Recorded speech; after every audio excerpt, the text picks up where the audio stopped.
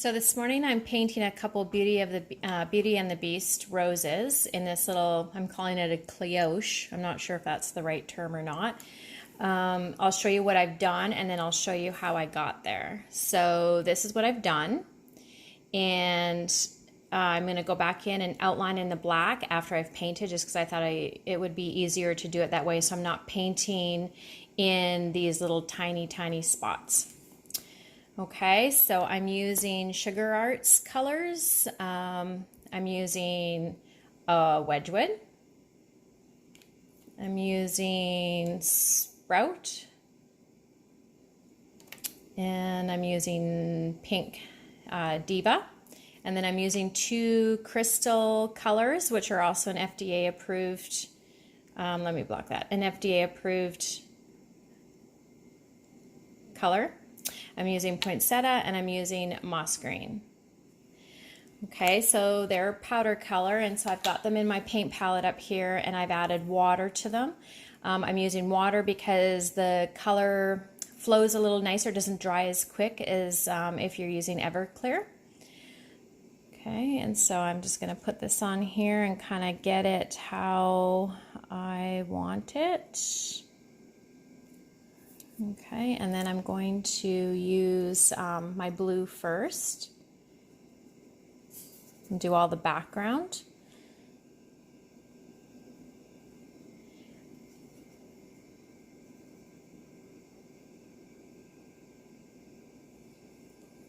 I did the first one by outlining and then filling it in. This one I'm just kind of winging it, and I'm going to, I didn't do the outline, the black outline. I'm almost thinking I liked it better actually when I had the outline to fill too.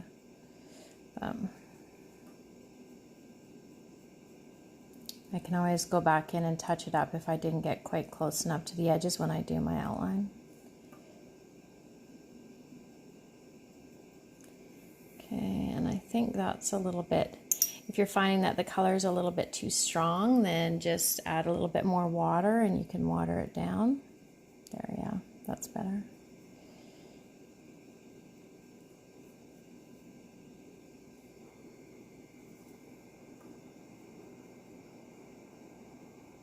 So really, it's just like a paint by number that we used to love to do when we were kids.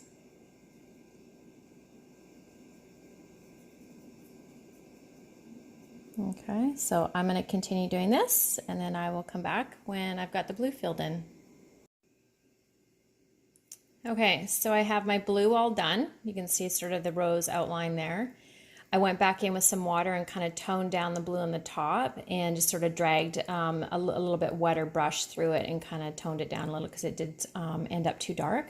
So now I'm going to go in and I'm going to do my red.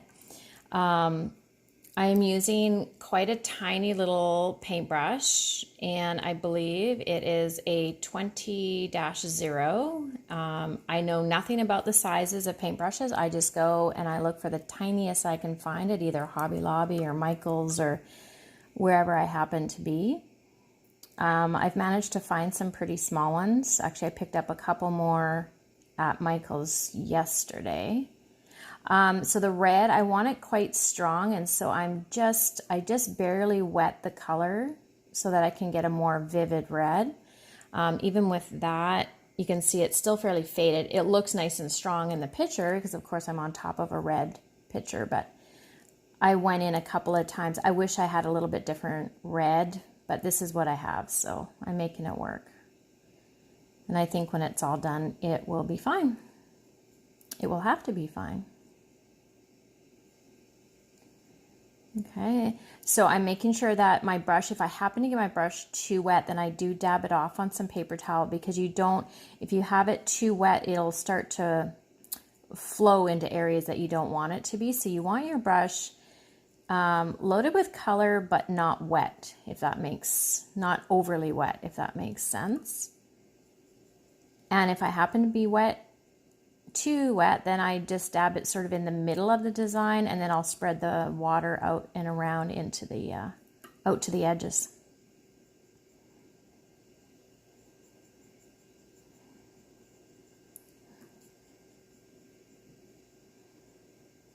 Okay. So I'm going to go back in and I will add some more color to it, and I will carry on with the pinks and the greens, and I will pop back in. Okay, so I have it all done, and this is what it looked like. And I mean, it doesn't look like much right now, but let's see what happens when I add all the black to it. So I've got my other one here that just had the original outline and the rose, and I think the paints are dry enough that I can do this. So now I have to strategically try and get it placed where I want it. And I'm just using a Gunderfleet Delicious bag. And let's see if I can do this without bumping into the camera. Okay, so I'm just gonna, see, I'm already bumping the camera. All right, so I'm gonna go in here and I am just going to start outlining.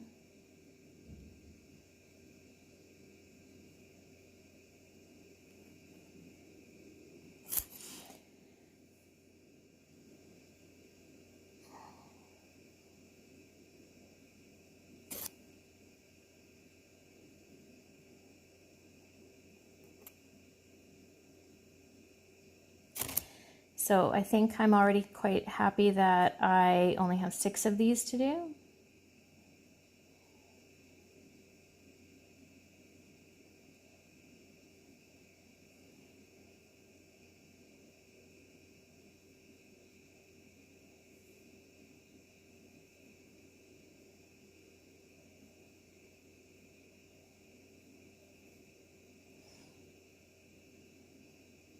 I find I can outline much better when I don't have, where's my stylus? When I don't have the camera right above me, kind of in my way. Okay, so I'm gonna go and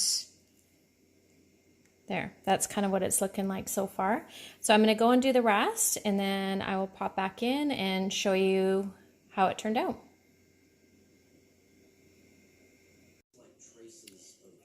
All right, so I went in, and this was done with the tipless bag, and I wasn't overly thrilled with. I mean, I had clipped it really as small as I could make it, and I find that the lines were still too big, so I did go and get a PME size 0, which they are very tiny. So you've got to hope that your icing is not full of lumps and bumps, because I don't strain anything or sift my sugar or anything. But so I had to deal with a couple lumps. But anyways, this is with the PME.